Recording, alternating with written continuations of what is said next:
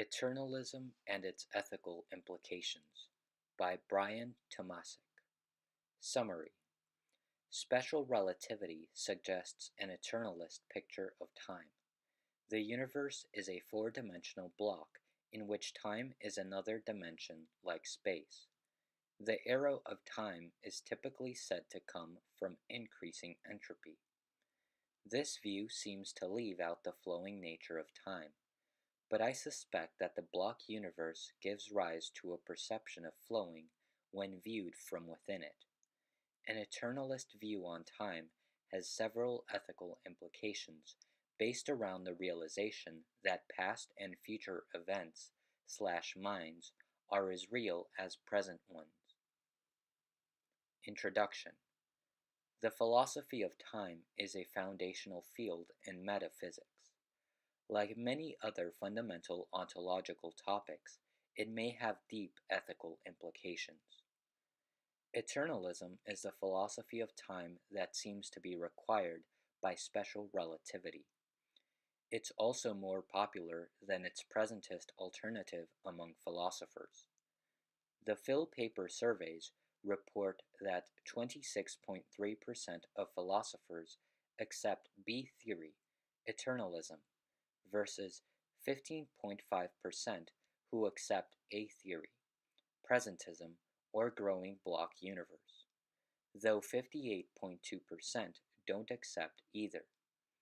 This essay scratches the surface in exploring eternalism, with a focus on ethics.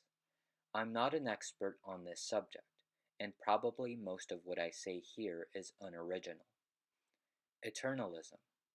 We can imagine a physical system as a series of snapshots, like pages in a flipbook or images in a film strip. The relations between the snapshots are computed by update rules specified in physical equations. In much the same way, video game objects move according to update rules from one frame to the next. For example, the position P of an object in a video game might update at each time step delta t as p plus v delta t assigned to p for some vector v specifying the object's constant velocity. We can imagine that each game screenshot is printed out and the collection of pages is made into a flipbook. Of course, there's not necessarily a literal computer calculating the updates of objects in our universe. It's just that the various configurations that exist are conceptually linked by these updates. Arrow of time. Most of physics is time symmetric. For instance, given an object's final position, we could run the update rule backwards. P minus v delta t assigned to P. Likewise, we can run through a flipbook backwards. This leads to the puzzle of why time seems to have a directionality. The standard answer is that entropy provides an arrow of time due to the second law of thermodynamics. Future can be roughly equated with higher entropy. This explains why we can remember the past but not the future. The process of remembering is a computation, typically an irreversible one, but irreversible computations increase entropy. So in order to remember event X, entropy needs to increase, which means that the state of remembering X must have higher entropy than the state when X happened. If future means higher entropy, then remembering X must be in the future relative to when X happened. The same is true not just for episodic memory, but also any other implicit forms of memory, such as inclining toward an action in response to a stimulus. This account is a rough sketch and may require some technical patches. Moments pointing forward.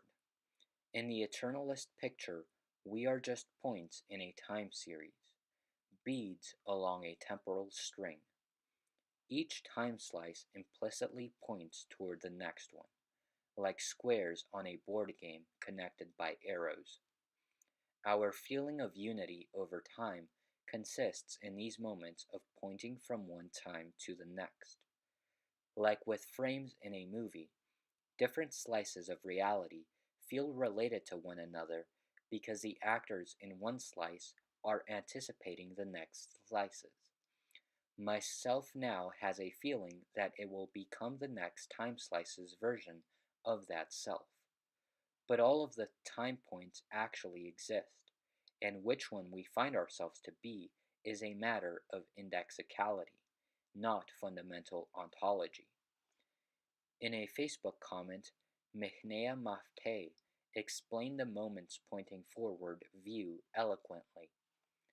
One may ask, then, what makes your stream of consciousness pass from one moment to the next in regular fashion, rather than go from the present moment to any random time in the past or future? Well, what would it mean for your stream of consciousness to always leap to random moments? How would it feel? It would feel just the same.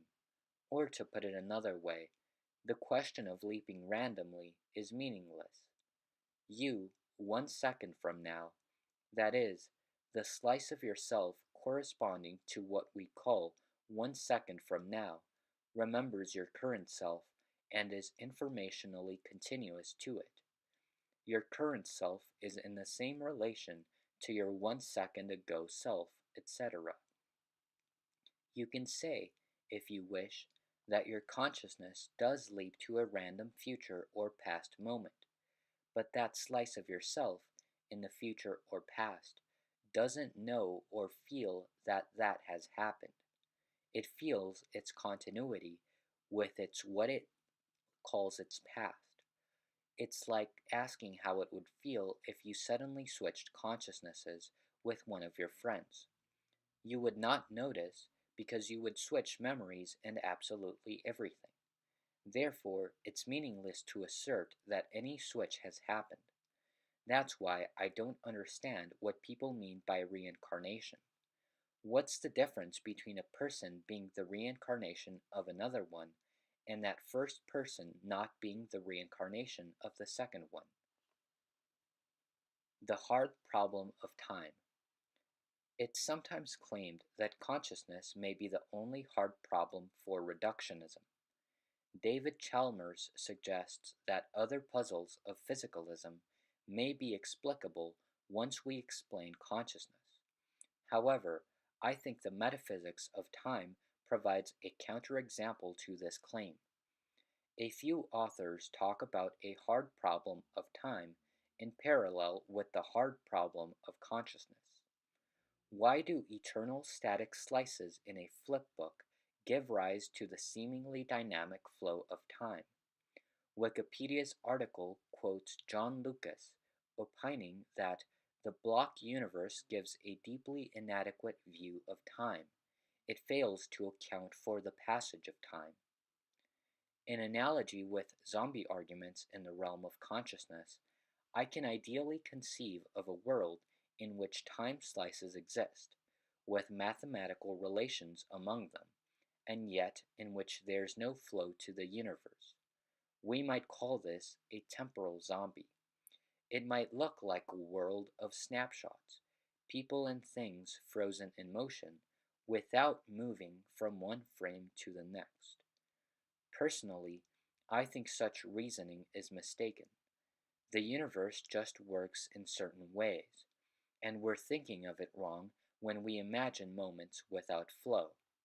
That would be like, as Daniel Dennett says, supposing that by an act of stipulative imagination you can remove health while leaving all bodily functions and powers intact.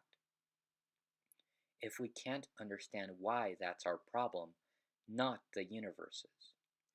I've seen enough examples of weird reductions like this that I don't find reducing consciousness to functional operations particularly troubling, at least not uniquely troubling relative to many other puzzles of metaphysics. On the other hand, an anti-reductionist could reach the opposite conclusion. If the essences of both consciousness and time aren't reducible, then reductionism is in trouble. As we should ask with consciousness, we can inquire how it is if time is a real flowing property above causal relationships that we come to learn about the flowing of time. A series of static snapshots should contain beings who believe time is a flowing property just as much as if time were really a flowing property, in a similar way as phenomenal zombies believe they have phenomenal experiences even though they don't. So Occam's razor removes the need for an actual flowing property. In response to this, a defender of the hard problem of time insists that I just know time flows, in a similar way as defenders of the hard problem of consciousness insist I just know I have a what its likeness property to my experiences. If we built a video game with highly intelligent, human-like characters, they too would puzzle over why time seems to flow. Yet we can see that they are merely composed of discrete transitions from one state to the next. For instance, if we paused the game for 10 years and then resumed it, the players wouldn't know the difference. The state transitions that would represent the characters puzzling over their hard problem of time are logical implications of the mathematical structure of the game's source code, with no reference to some extra flowing property of the universe. I find this argument pretty convincing, along with its parallel argument in the realm of consciousness, namely, that human-like video game characters would puzzle over why they were conscious, even though we could see they were nothing more than a sequence of state transitions. After all, if time's flowing or consciousness's phenomenal texture was something extra, how would that something extra influence the logical state transitions of the characters? Perhaps Chalmers would claim that consciousness can solve the problem of time because our perception of time's flow is a conscious event. Maybe so, but it seems like our understanding of time's ontology might itself be important for explaining consciousness. Most theories of consciousness postulate things happening over time to produce/constitute consciousness. So it seems that time's ontology might be a more fundamental issue that needs to be explained before we even introduce consciousness, unless someone develops an atemporal theory of consciousness. One objection to the video game argument against the hard problem of time could be that the universe running the video game still has a flow of time. It's true that the game can be paused or sped up, but it still moves forward, and maybe the flow of time in the game is inherited from the flow of time in the real world that runs the game. Maybe, but consider that we could, theoretically, if the physics of the game was fully reversible, run the game backwards. Suppose that in the forward version of the game, Princess Zelda is kidnapped, and then the hero Link, remembering this, goes off to save her. In the backwards version of the game, Link first remembers Zelda's kidnapping as judged by neural connections or state variable settings in his brain before she's actually kidnapped. If the game's flow of time inherits from our universe's flow of time, then time in the game should flow backwards. Link remembers events before they happen, yet the characters still think time flows forward. This introduces the possibility of a disconnect between the actual flow of time and in what direction an agent's physical brain thinks the flow of time is going, which seems problematic. In an analogous way, if consciousness is epiphenomenal, then you might actually be in a conscious state of pain, even though your physical brain thinks you're in a conscious state of pleasure. The right answer in the face of each of these puzzles is to drop the epiphenomenal entity altogether. Causation in video games. Historically, Some philosophers have been puzzled by the question of how mathematical facts can be physical explanations.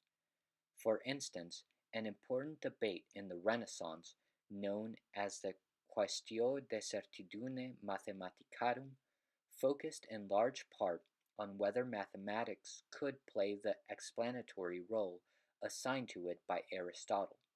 Some argued that lacking causality, mathematics could not be the explanatory link in the explanation of natural phenomena. By picturing the universe as a video game, we can clarify this point. The source code of a video game embodies a mathematical structure that defines how the components of the game move and update. Physical behavior in games doesn't require one thing to bump into another, a brute physical explanation, but only that the physical updates obey the mathematical regularities specified in the source code, a mathematical explanation. Movement of objects in a video game has a sort of causal structure in the sense that when, say, Mario hits his head on a question mark block, this causes the block's contents, a coin, mushroom, flower, etc., to come out of the block. But this causation lies implicit in the way the source code's update rules generate successive world snapshots, not from an ontologically distinct property of causal power underlying Mario's block hitting action. The universe as a whole appears to behave much like a huge video game, the only difference between being that the complete universal game apparently can't be run in some higher realm of physics, because that too should count as part of the physical universe. Rather, at bottom, our universe's behavior appears to just exist with certain regularities, without being explicitly generated as physical computations within a larger structure. However, physical dynamics show regularities as if they had been so generated. This relates to the observation that the universe can be modeled. Einstein, the eternal mystery of the world is its comprehensibility. Indeed, if this weren't the case, complex intelligence could not have evolved, since predictive brain mechanisms would have been futile. In general, almost all philosophical confusions can be alleviated by picturing ourselves as video game characters in an elaborately detailed virtual world. The only inscrutable mysteries left open are why this game exists and what it could even possibly be at its ontological core. Indexicality and philosophy of time.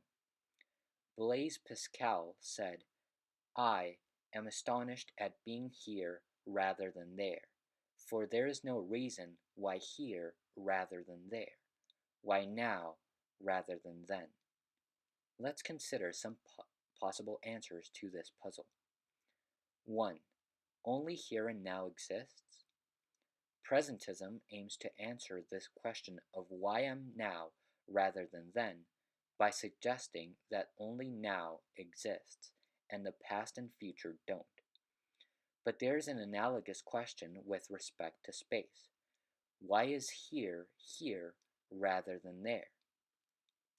Benj Helly calls this the vertiginous question. Why are my experiences in particular the ones that are live? If we accept the intuitive argument for presentism, it seems we should also accept an intuitive argument for a kind of solipsism, that only our experience moment is currently live. Personally, I take this as a reductio against the intuition for presentism. Helly himself considers the vertiginous question more unsettling than the question of why now is now. In Against Egalitarianism, he claims that he can dissolve the puzzle about time by imagining his life as a long string of points of view. His total stream of consciousness is available as a higher legislator, in a position to conclusively rule the disagreement among different temporal perspectives purely indexical. In contrast, he says, the same will not work between different minds. This strikes me as nonsense. There's no fundamental distinction between myself at different times and different people. My past self is someone other than my present self, just like you are someone other than my present self.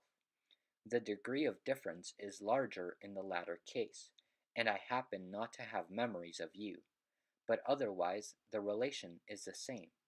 If memories of your childhood were implanted into Helly's brain, would Helly then say he could understand what it had been like to be you in the past? 2.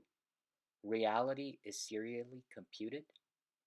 We might think that another answer to why here and now, our here and now, could be that reality is run on a serial computer, which calculates updates at each location of space, one after another, one slice of time after another.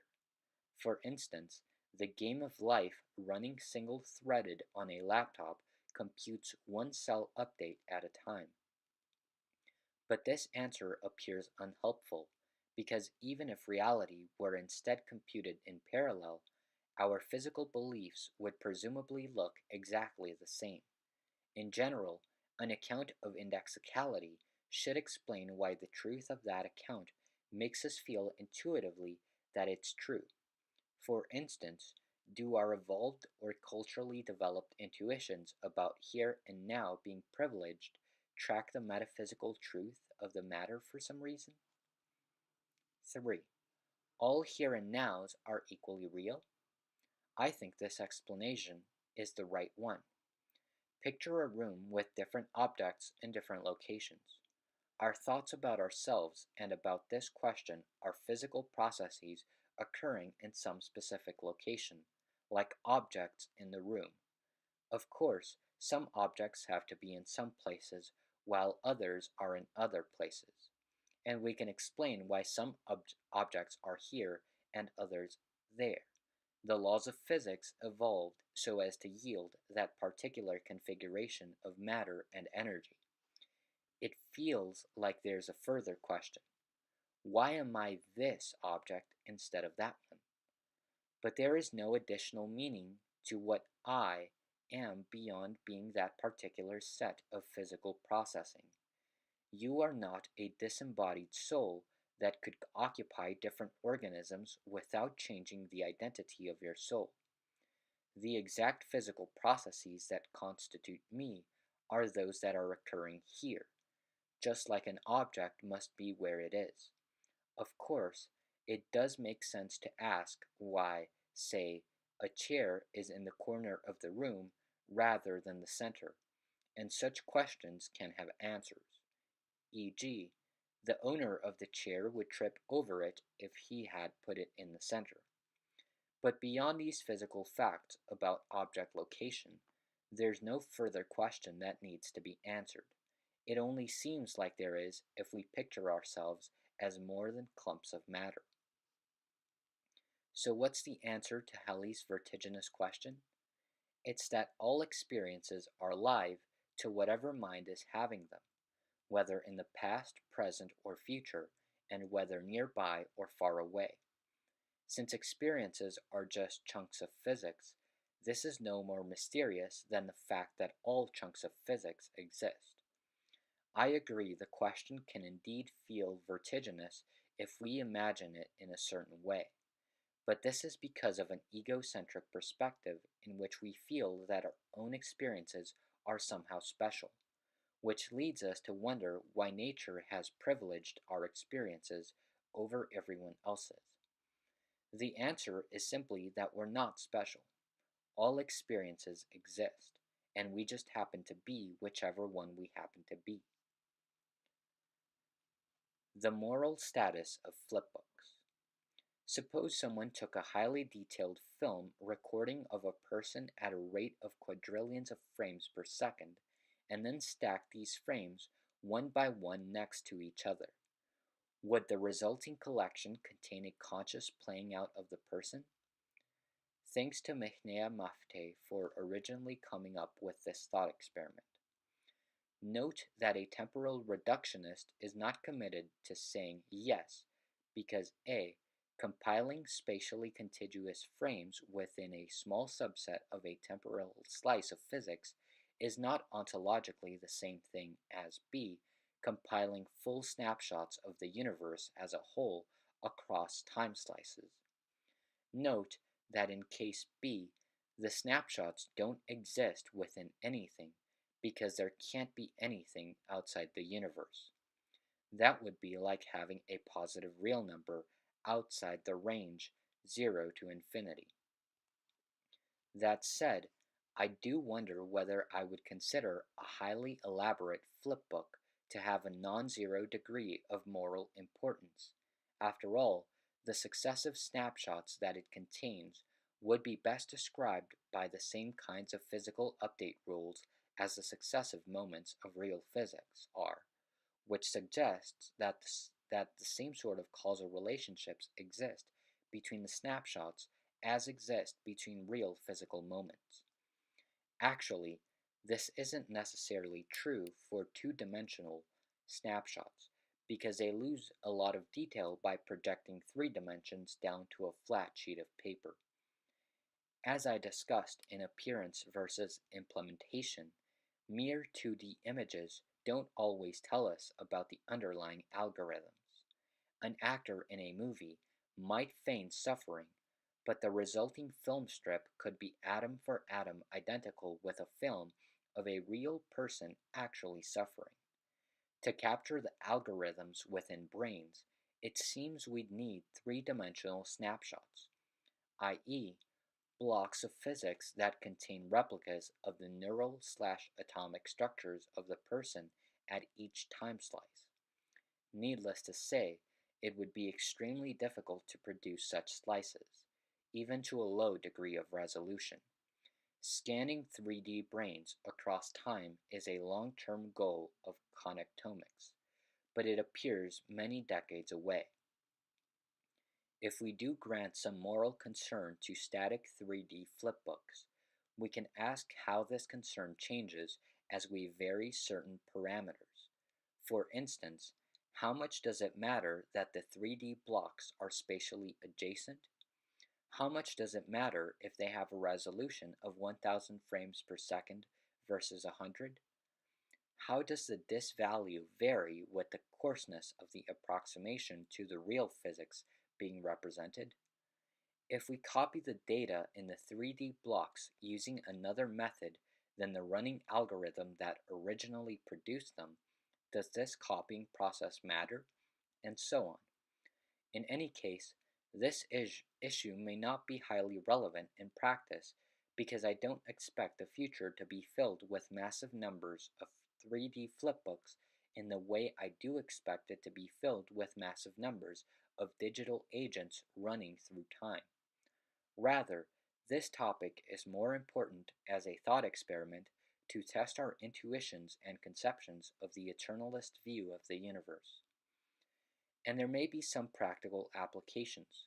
For instance, if rapidly successive brain dumps are stored to allow for backups, do they matter morally by just existing in the database?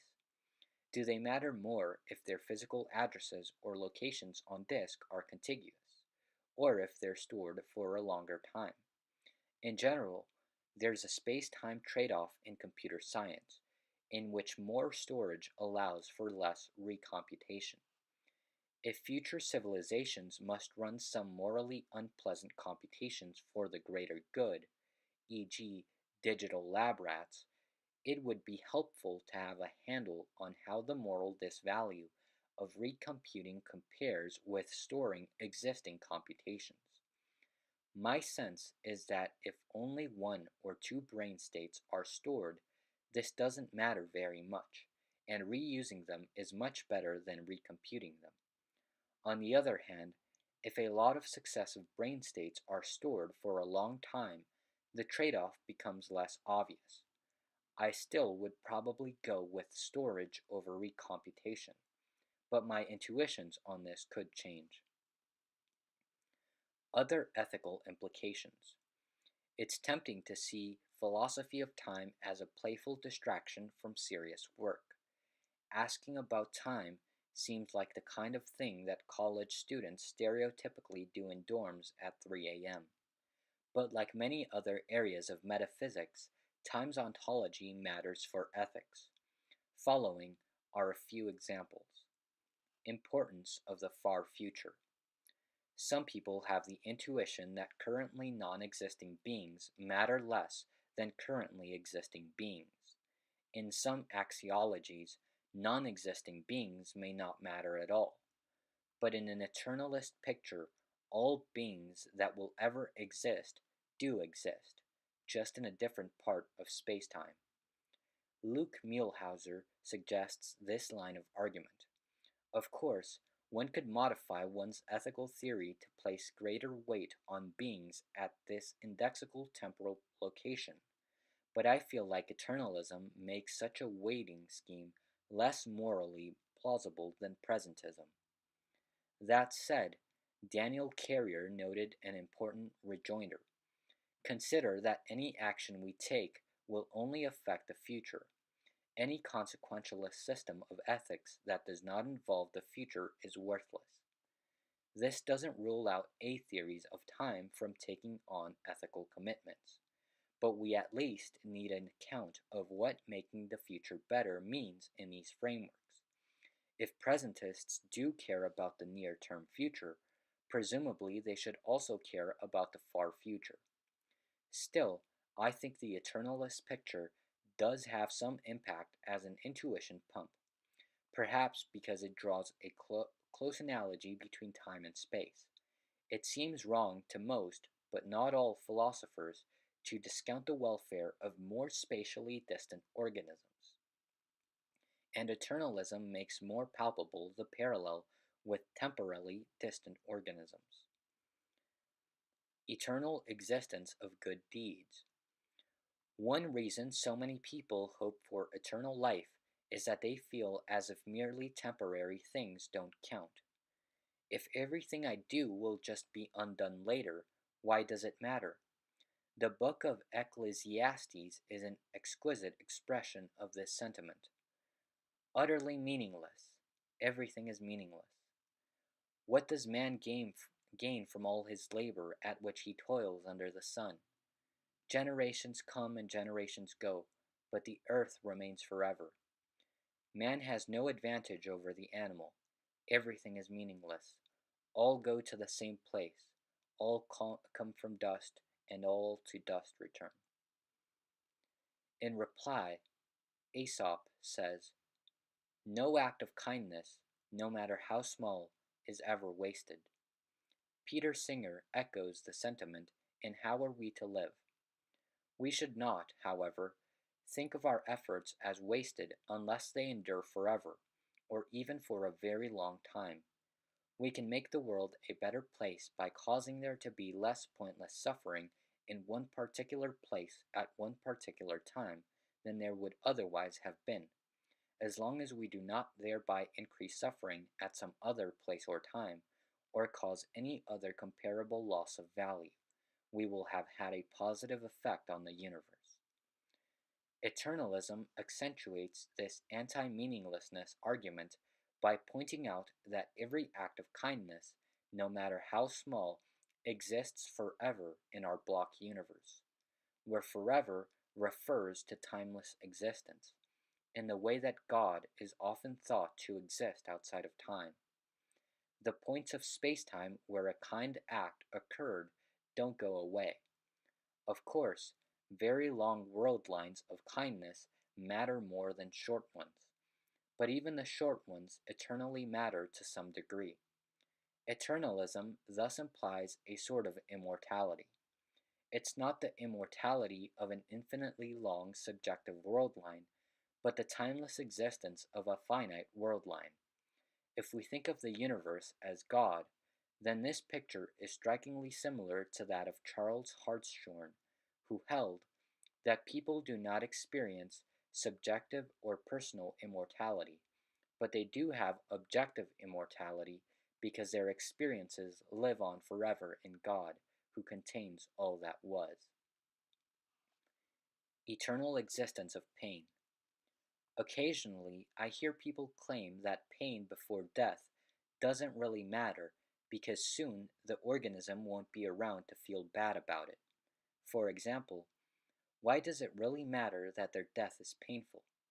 Death is not pleasant either way, and once they're dead, whatever they went through no longer matters, as it can only truly matter to them, and they are not. It's clear enough to most of us that this reasoning is wrong. We would not regard it as morally neutral if we knew our death within the next 24 hours would be agonizing rather than peaceful. But eternalism helps clarify why the badness of pain doesn't disappear from moral radar once an organism is dead. Impossibility of eliminating suffering. Past suffering, such as Stegosaurus being eaten alive by Allosaurus, exists eternally. Even if we could eliminate all suffering on Earth going forward, which itself seems nigh impossible, we couldn't eliminate suffering in the past. My main lesson from this is that we should avoid perfectionism in reducing suffering.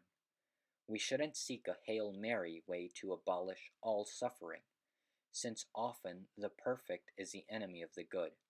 Instead, we should recognize that some suffering is inevitable, and we should focus on reducing suffering by the biggest amount we can. Past and future preferences. Preference utilitarians typically aggregate the preferences of present agents.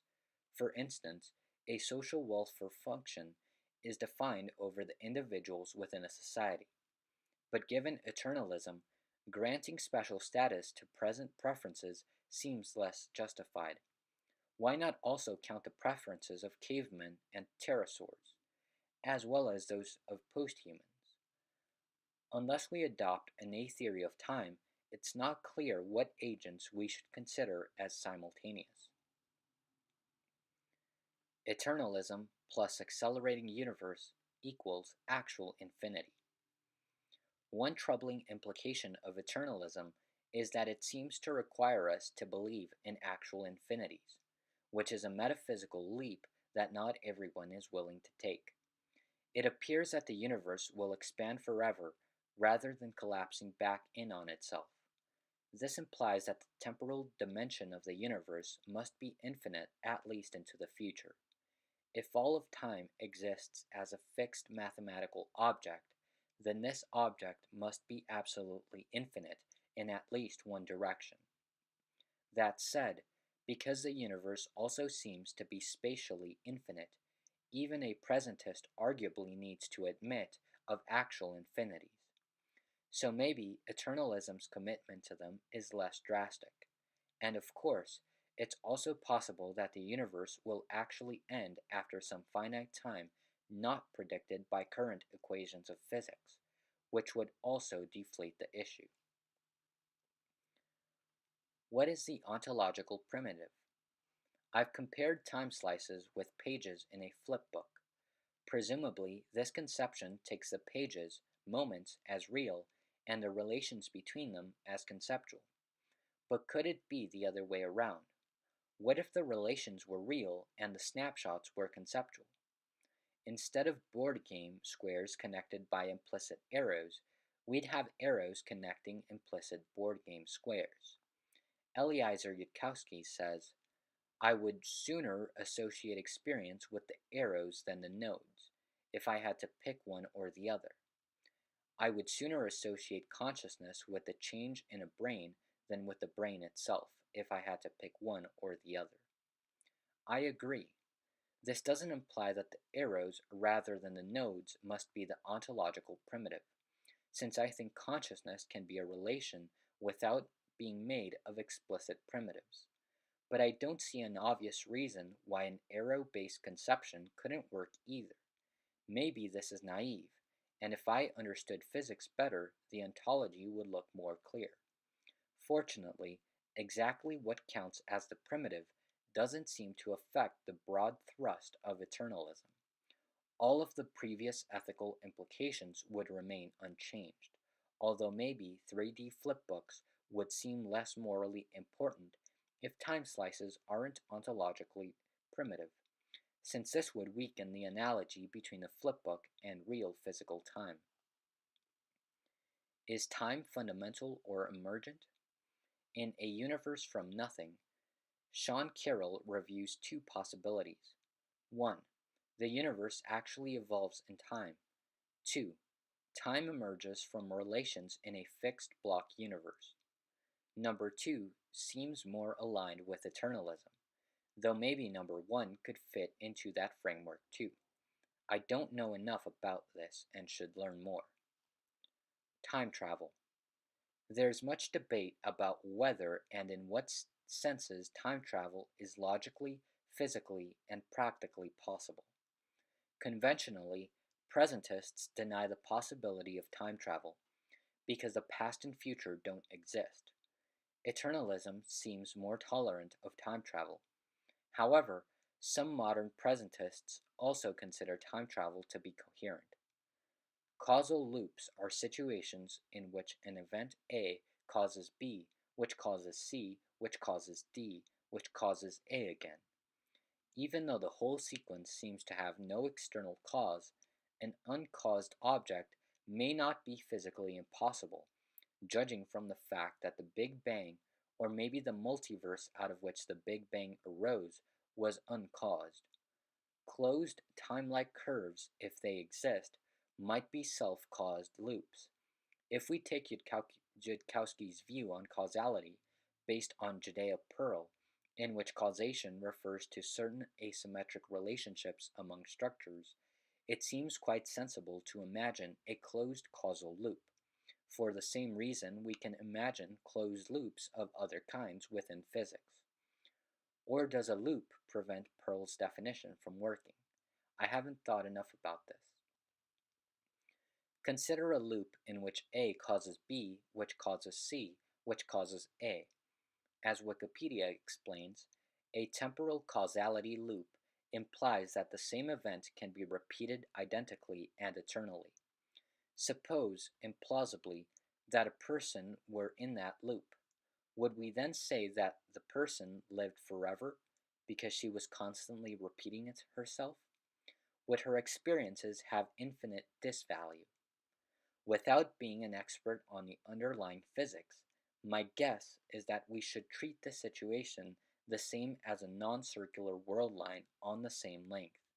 After all, eternalism tells us that non-looping world lines also have a kind of immortality. Viewed from the outside, two world lines of the same length containing similar experiences seemingly should count the same amount. In practice, I don't expect anyone to carry out macroscopic time travel, other than trivial time travel into the future, including by differential amounts as in the twin paradox. The scenarios for time travel to the past seem to require physically implausible setups. That said, time travel by a macroscopic agent is not yet 100% certain to be impossible, and even if it is, thought experiments about it can nonetheless be instructive. Time travel of the kind seen in fiction is quite feasible in virtual worlds. Take the grandfather paradox. Start the virtual world off with a young man who will later become a grandfather. Save the state of the system S to disk while he's young. Keep running the world forward until the grandfather has a grandson. That grandson finds a time machine. As the grandson presses the button to go back, save the state of the grandson's mind and body, load up the state S, and stitch the grandson's mind and body into the virtual world of S. Now run forward. In this new situation, it's perfectly coherent for the grandson to kill his grandfather and still exist. This virtual world version of time travel is a way to excuse soft science fiction like Terminator that otherwise seems self-contradictory. Indeed, virtual worlds can realize almost any fiction story. In a certain sense, books and movies already are coarse-grained virtual worlds, and futuristic digital manifestations of them are just more precise and detailed. Caring about past suffering. Is there any practical reason to care about suffering in the past? Sure, eternalism may make it look like past suffering is timelessly important, but does this change our actions at all? If we were designing an artificial general intelligence, would we have any reason to include the badness of past suffering in its utility function? The answer is yes, for at least two reasons. 1. Speculative possibilities. Future intelligences may discover weird methods of reducing past suffering, and if so, we would want them to act on these discoveries. One example would be if time travel works, though my guess is that even if time travel is possible, it would only allow trivial changes to the past. But perhaps there are other ways to influence the past that we have yet discovered. 2. Non-causal decision theories.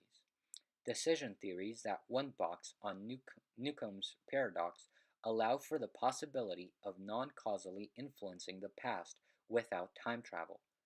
Consider the following variant of Newcomb's problem. The setup is the same as in the regular Newcomb problem, except that in this case, if you choose just one box, the predictor will have anticipated this and will have prevented 1 million units of suffering already in the past, in a manner not yet visible to you, just like the $1 million in the regular Newcomb box isn't yet visible to the chooser. While if you choose both boxes, the predictor will prevent 1,000 units of suffering in the future. If you didn't care about past suffering, you'd choose both boxes. But you can non-causally prevent 1,000 times more suffering by taking only one box. This example may seem contrived, but there are probably real-world applications where non-causal decision theories allow for preventing past suffering. If we think of you as the collection of copies of your cognitive algorithms, and less so, near copies of those algorithms, then the modified Newcomb example seems less mysterious. You are both A, the copy of your body that makes a choice in the ordinary physical world of the predictor, and B, the model of your brain that the predictor used to simulate what you would choose. Both A and B produce functionally the same outputs upon getting the same inputs. The predictor's decision about whether to reduce 1 million units of suffering is in the future light cone relative to B, just not relative to A. Since you are both A and B, the predictor's action was in your future light cone, even if it wasn't in A's future light cone. Relativity of simultaneity and consciousness. Magnus Winding raises an interesting question of whether and how our thinking about consciousness should change in light of the fact that different space-like separated events, such as distributed computations in a brain, can be interpreted as happening in different orders depending on one's reference frame. For example, we could imagine a distributed conscious mind in which some computations are done in New York and others in Tokyo, and the results of those computations are periodically shared with each other city over the internet. Computations that are simultaneous relative to the Earth's reference frame would not be simultaneous relative to the reference frame of someone flying from New York to Tokyo. To me, this observation suggests a possible principle that we could try to maintain when attributing consciousness. The moral value of a mind should be, as far as possible, independent of the reference frame from which it is viewed. One example of where this principle might matter is the following scenario. Suppose you maintain that a mind only actually suffers if it experiences more pain computations than pleasure computations at a single instant. Otherwise, the pleasure swamps the pain, and so there's not actually suffering going on.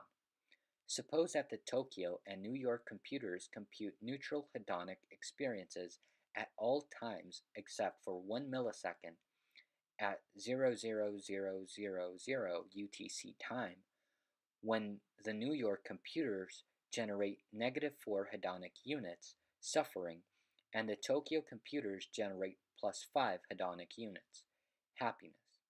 If you maintain that pleasure swamps pain, then the net balance is 5 minus 4 equals 1 greater than 0. So there's no suffering here.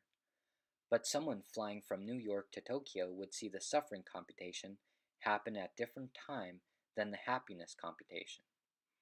My rough, unreflective intuition is that most attributions of moral value to minds won't depend heavily on one's reference frame, because what matters most is the functional/causal behavior of the system, which is independent of reference frame. The inputs, processing steps, and outputs of a computation don't change based on reference frame, and it doesn't seem especially important to me when different computations happen. As an analogy, suppose we're simulating a human brain on a computer. The brain performs many distributed computations in parallel, but imagine that the computer has only a single core and computes everything serially. It doesn't seem to me to make much moral difference in what order the computer calculates different parts of the simulation.